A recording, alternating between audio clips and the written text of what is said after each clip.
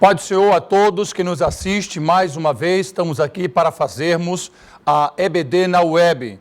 Nesta feita vamos trabalhar a lição de adultos com o número 7, a lição de número 7, que tem por título Cristo é a nossa reconciliação com Deus, baseado no livro de Efésios, capítulo 2, versículo 14 ao 19. Só para você entrar em sintonia com a lição passada e a lição de hoje, é bom frisar que a lição passada trabalhou a condição do gentio sem Deus. Evidentemente, Paulo mostrou um quadro desolador dos gentios. Paulo apresentou o estado deplorável de um povo que não tinha esperança nenhuma. A lição falou acerca de que não havia promessas para ele, não havia nenhum governo teocrático sobre ele do ponto de vista de que Deus poderia ser uma opção para eles, porque até eles mesmos foram privados disso, como também não havia nenhuma aliança com eles, de maneira que não tinha ele um salvador. Paulo então apresentou este quadro caótico dos gentios, mostrando que não havia esperança, salvação, Deus, nem tampouco o céu.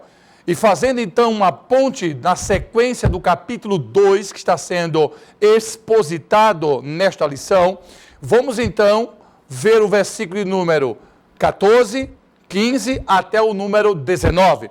Fazemos então uma breve análise sobre a teologia da paz, a teologia da reconciliação e a teologia da cruz. 3 pontos fundamentais que merecia muito tempo para que a gente pudesse discorrer melhor acerca dessa temática. Mas vou ser sucinto em algumas delas, a fim de que você possa pelo menos pegar a parte principal de cada item da lição. Então, vamos começar logo com o primeiro ponto da lição, que trabalha sobre Cristo desfez a inimizade entre os homens. Cristo desfez a inimizade entre os homens. Aqui trabalhamos então um exclusivismo judaico que havia, ou seja, o monoteísmo pregado pelo judaísmo era algo em que ele se orgulhava, de maneira que nenhum povo, nenhuma raça tinha o direito, segundo julgava os judeus, em ter, por conhecer a Deus e ser adorador de um Deus único e verdadeiro.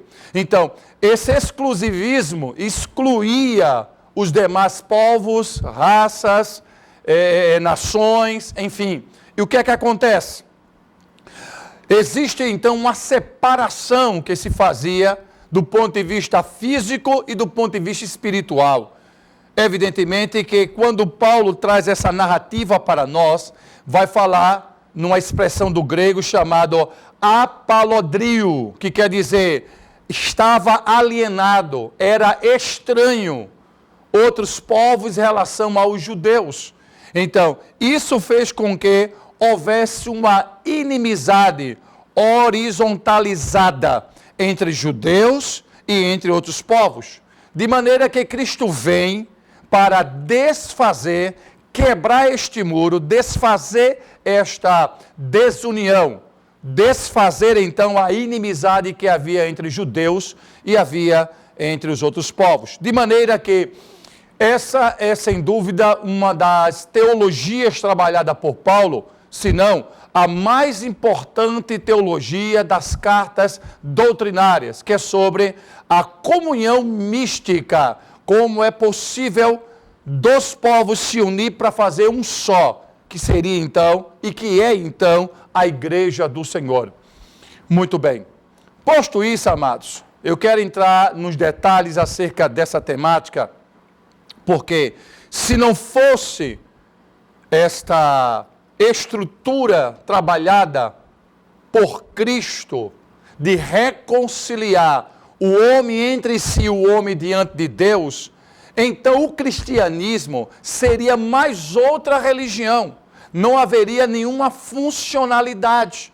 Então, a estrutura montada trabalhada, executada por Cristo, não somente trouxe a paz entre homens, mas também religar com o próprio Deus, fazendo a reconciliação com Ele. Então, queridos, eu queria trabalhar esta questão da separação.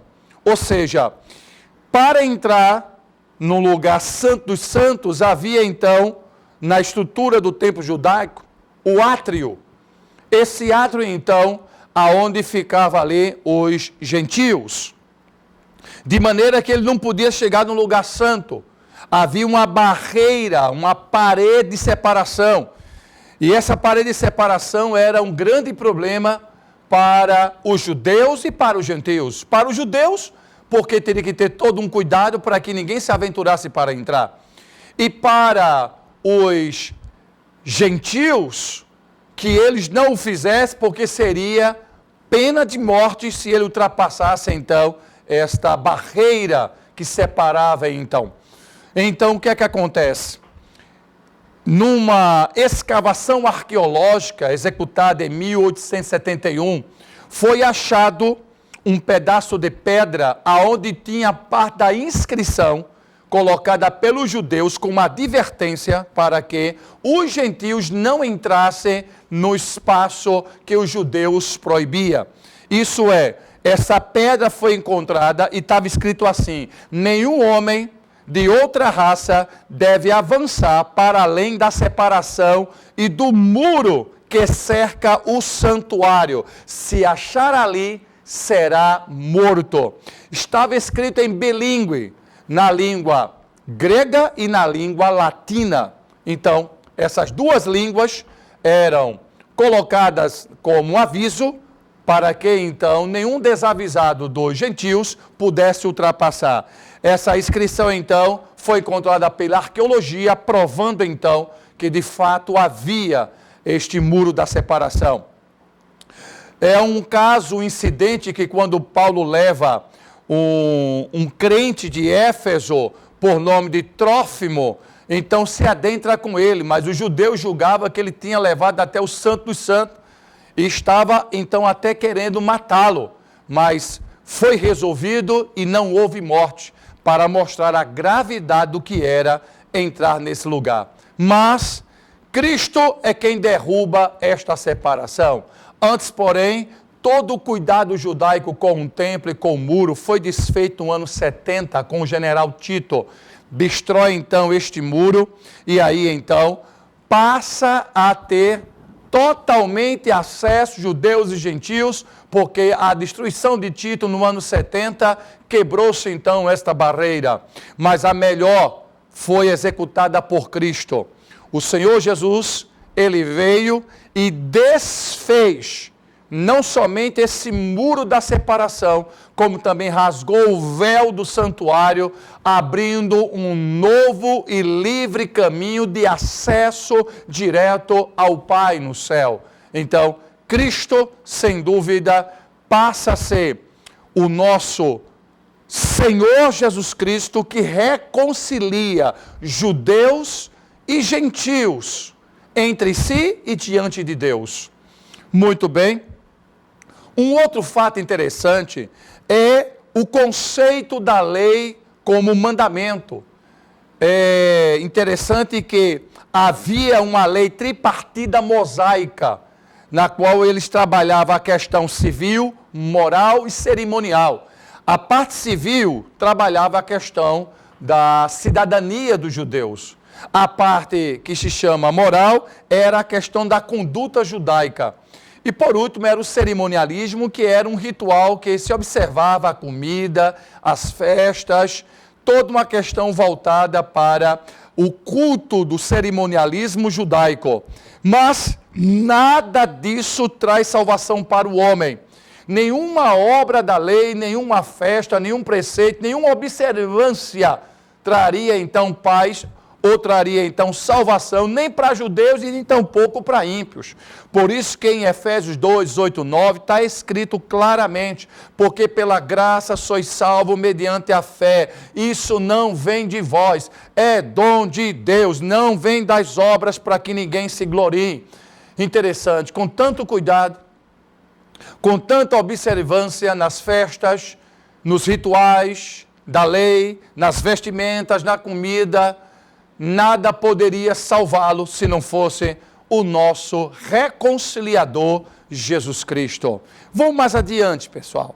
Olha só, o sacrifício de Cristo, então, revoga toda a lei mosaica e assim a inimizade foi desfeita entre judeus, gentios, diante do Senhor Deus. Logo, a gente observa isso no capítulo 5, versículo 2, quando está escrito: andai em amor, como também Cristo vos amou, e entregou a si mesmo por nós, em oferta e sacrifício a Deus em cheiro suave. Ou seja, Cristo como sacrifício, ele então trouxe a reconciliação nossa com Deus.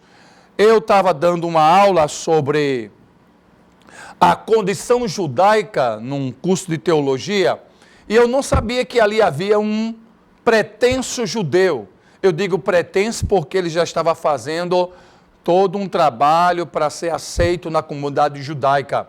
E ali eu colocava de forma enfática a pessoa de Cristo como o único e suficiente Salvador. E dizia: não existe salvação fora de Cristo. Não há como ter céu, paz, vida eterna sem Cristo. E quando eu terminava aquela aula, ele chegou para mim e disse: eu não concordo, porque Cristo é um profeta, como foram muitos. Nós, ele já se julgava judeu, dizia: nós não aceitamos dessa forma. Ele disse: meu amigo, se vocês só aceitam a lei, problema é de vocês, porque nós estamos na dispensação da graça, onde tem Cristo, que trouxe para nós a reconciliação com Deus. Inclusive todo judeu, todo gentil, foi formado um povo só, uma humanidade só em Cristo, de maneira que não há salvação fora de Cristo. Então, Cristo, ele é o caminho, a verdade e a vida. Expliquei a ele, falei, mas ele, irredutível, não aceitava de maneira nenhuma. Assim como ele, tem muitos, sendo judeu ou não aceita Cristo como seu Salvador. Mas nós entendemos, compreendemos, lemos, explicamos e aceitamos Cristo como nosso Salvador. O segundo ponto da lição é que pela paz Cristo fez um novo homem. Ora, o novo homem trata de uma nova dimensão de vida. O novo homem é um homem transformado, é um homem alcançado pelo favor e pela graça divina. Ou seja, a partir da expiação executada na cruz, a paz foi proclamada para ambos, para judeus e para gentios, e fez uma nova humanidade em Cristo Jesus. Está tudo no versículo 14 ao 17, do capítulo 2 do livro de Efésios. Amados, eu queria trabalhar com vocês agora o conceito de paz. Primeira coisa que tem que aprender: a paz só é possível através do sangue de Cristo. Não existe como obter a paz se não for pelo sangue de Cristo. Então, é o elemento fundamental para que a paz seja verdadeira e real na nossa vida. Segundo, ele é a paz e o motivo da nossa paz. Como assim? Ele é a paz, porque ele é o próprio autor da paz, o criador da paz, o Senhor da paz e o Deus da paz. E também o motivo da nossa paz. Duas coisas que precisam ser entendidas. Ele é a paz e também é o motivo da nossa paz. De maneira que isso é uma disposição mental e espiritual. A minha paz mental depende de Cristo. Por mais que eu leia livro de autoajuda, não me trará a paz. Sabe por quê? Porque eu não preciso de autoajuda para ter paz espiritual e paz mental. Eu preciso de ajuda do alto para ter paz espiritual e paz mental. Só Cristo é que contempla o ser humano nessas duas dimensões de paz. Paz mental e paz espiritual com Ele. Paz mental comigo e meus semelhantes.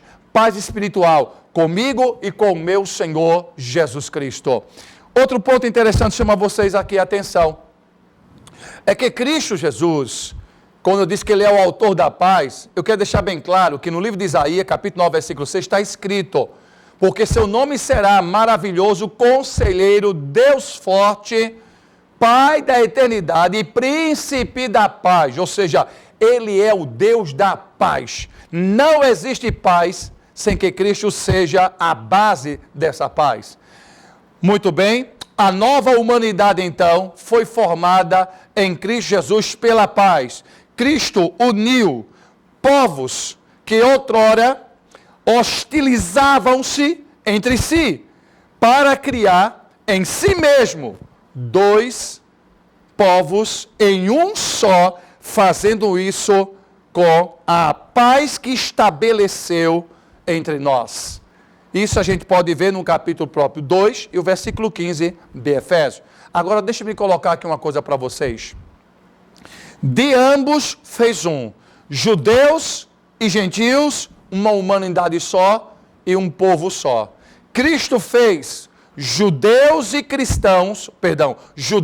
gentios crentes em uma única comunidade. Cristo derrubou o muro da separação de ambos, fazendo um só.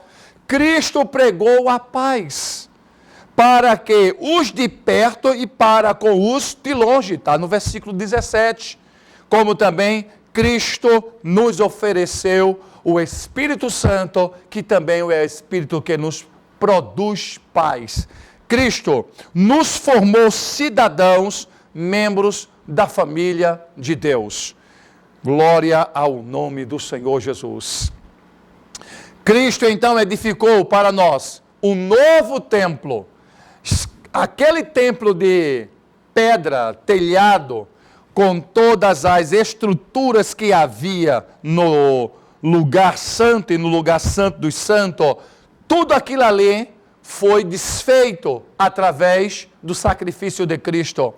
O templo agora não é mais parede, não tem mais o candelabro, não tem mais a mesa do sacrifício, não tem mais o propiciatório. O templo agora é revestido de carne humana.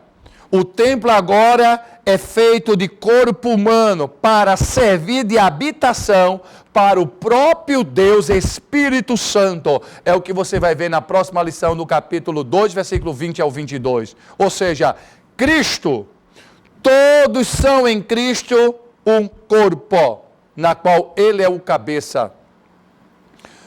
A partir desse ato, então, surge a humanidade que é a igreja, essa nova humanidade que é a igreja, aonde não há circuncisão nem incircuncisão, todos é feito em um só. Glória a Deus. Paz não é coisa de homens. Paz é coisa de Deus. Não existe paz se Cristo não for a base. Não existe paz selada entre os homens se Cristo não for o carimbo de autenticidade da paz. Por isso que a paz não é produto humano. A paz não é vendável. A paz não é negociada. Como também não é o perdão. Tudo isso só provém de Deus. Apenas administramos essa paz que Deus nos deu. Deus nos deu. Eis que Ele nos deu esta paz. Deixo-vos a minha paz vos dou. É a única paz real e verdadeira. Paz, então, não é coisa de homens. Somente Deus é o autor dessa paz. Queridos, nesse ponto, então, eu quero partir para uma outra questão que será sobre a cruz. Falamos da teologia da reconciliação, a teologia da paz e agora a teologia da cruz. A teologia da cruz fascinou o apóstolo São Paulo. Paulo era fascinado por essa teologia, como também fascinou os jovens reformadores. De maneira que Lutero levou mais de 5 anos para escrever sobre a teologia da cruz.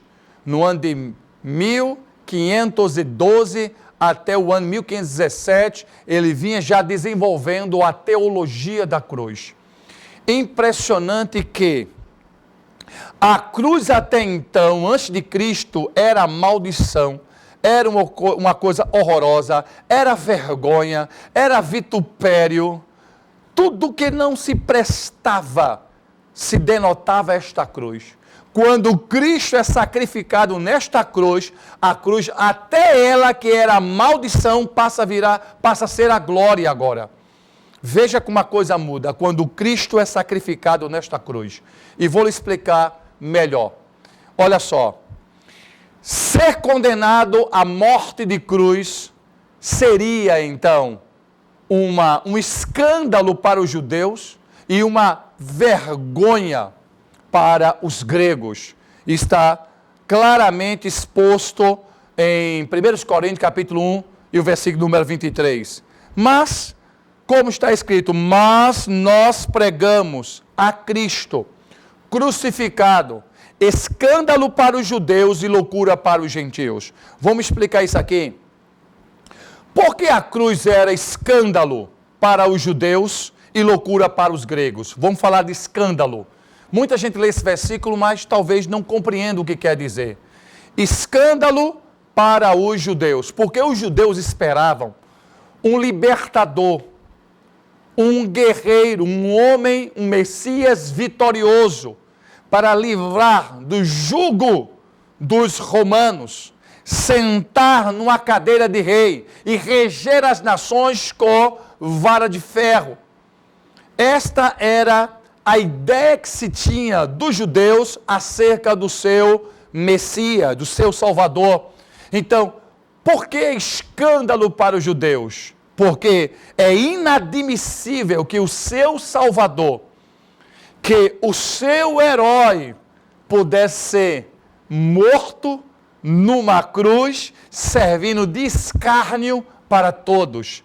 Por isso que Paulo disse, é um escândalo para os judeus esse Cristo que eu prego, porque ainda hoje eles têm a mentalidade de receber o Messias que está para vir e libertá-lo então de toda a opressão contra os judeus na terra.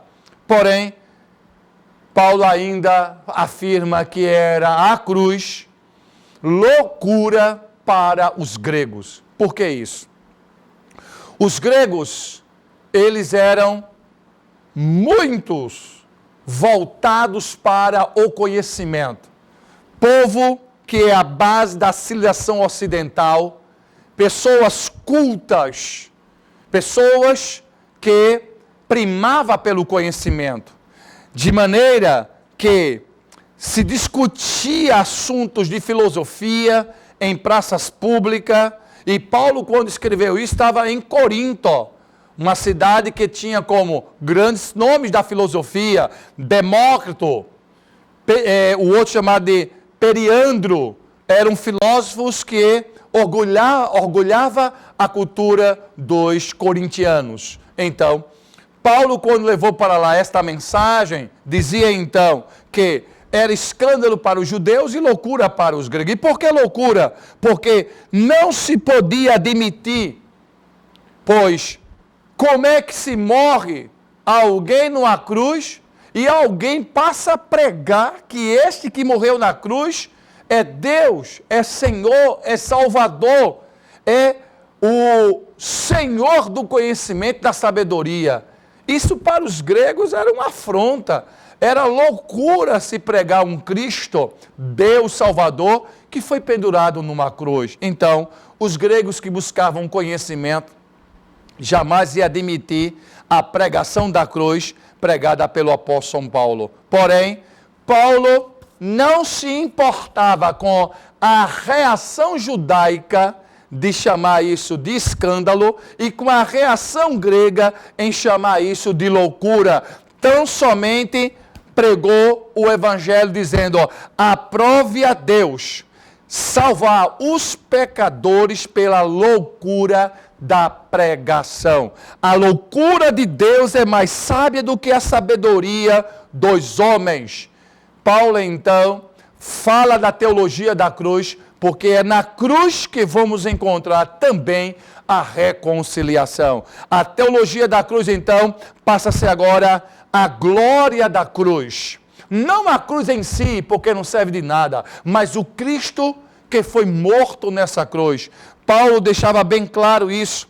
A cruz que passou a ser maldição, agora é sinal de bênção. Olha só, Gálatas capítulo 6, versículo 14. Mas longe esteja de mim gloriar-me, a não ser na cruz do nosso Senhor e Salvador Jesus Cristo, pela qual o mundo está crucificado para mim e eu para o mundo. Então, longe de mim esteja gloriar-me, mas me glorio na cruz do nosso Senhor Jesus Cristo.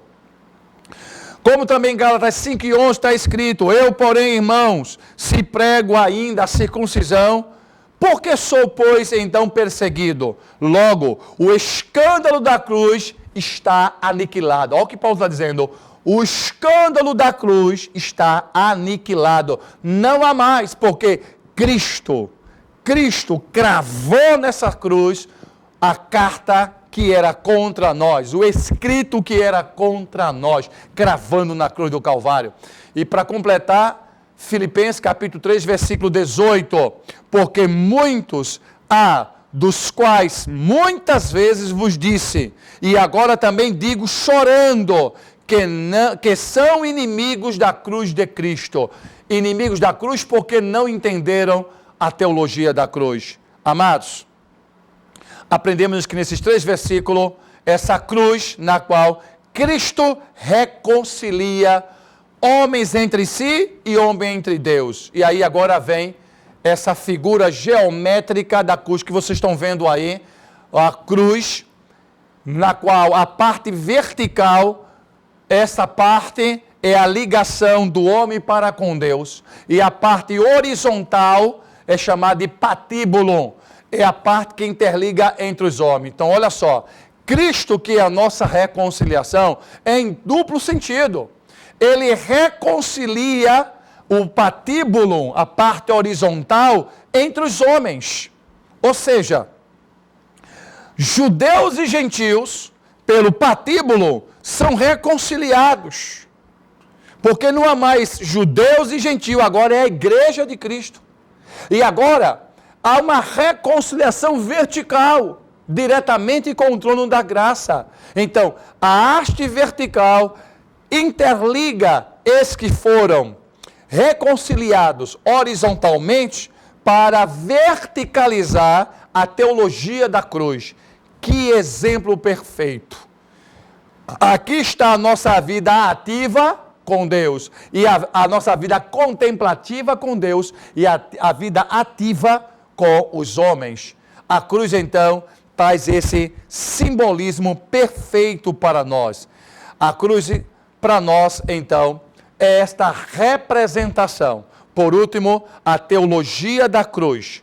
A ira de Deus que estava sobre nós, tanto judeus como gentios, foi desfeita. Como? Cristo, na cruz do Calvário, conforme Colossenses capítulo 2, versículo 13 e 14, então, desfaz isso. Assim temos uma reconciliação.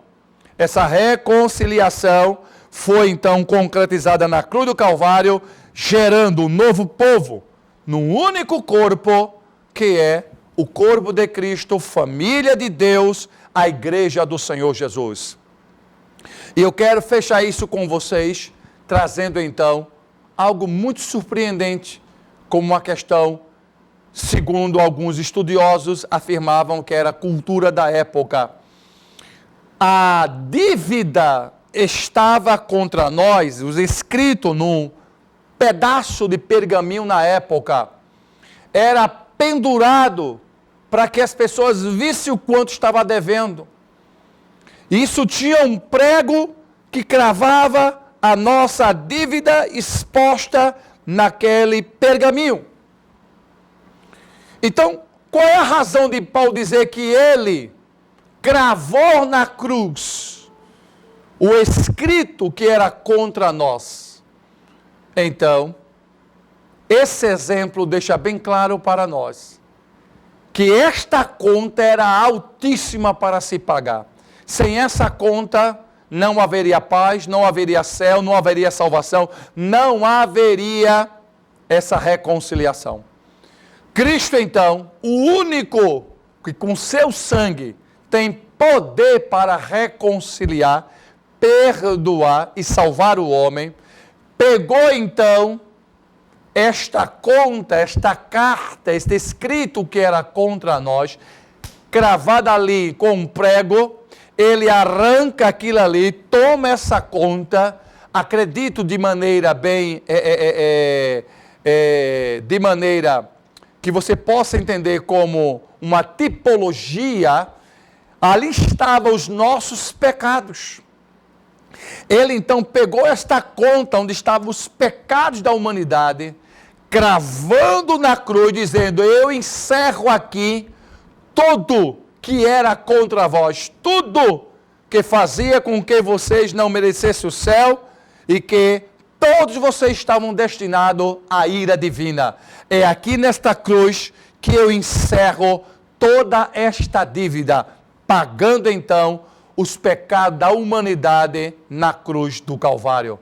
Ele tomou sobre si, então, todos os nossos pecados, levou e cravou na cruz, nos tornando então reconciliáveis com Deus. Queridos, que essa breve aula aqui para vocês possa servir de inspiração para você, professor, e para você, seus alunos, a fim de que eles possam mergulhar sobre essa teologia da reconciliação, a teologia da paz e a teologia da cruz.